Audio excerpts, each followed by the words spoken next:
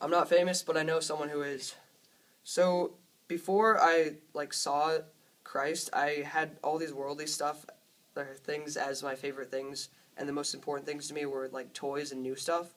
And I got this sense of security and happiness from my parents, which is it's not a bad thing, but it's just not like a God thing that you have, and that's really important now that I have seen Christ. And like I started to find that that was unsatisfying, that I didn't actually really get into God when I was really young. And but for a few years when I was around 12, my family stopped going to church for a couple months. We would go once every couple of months.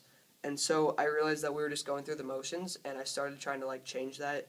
And I went to a retreat, and that's kind of when it turned around. And so I was really first exposed to Christianity when I was a little kid. My family went to church my entire life. And so I started to get closer to Christ when I realized what it would do to my life and how many miracles that I've seen people go through, if they have cancer at my church, and then all of a sudden they have this miracle cure.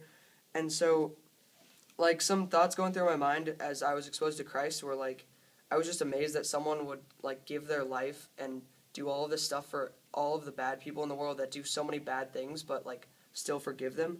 And so now that I'm committed to Christ, some mental struggles I go through is it's just really hard for me to get into things, to be really enthusiastic. I feel that people would judge me if I start singing and dancing, all these things that I would just be kind of viewed as lame, and so it's just hard for me to get into it.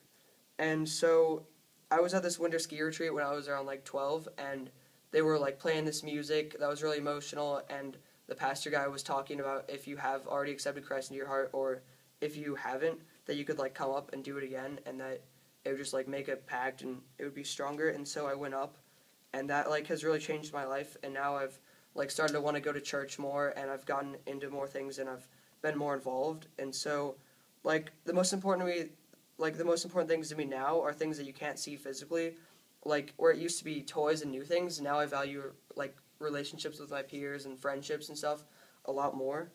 And I still value worldly stuff because no one's perfect, but I do really value God a lot more than I ever used to.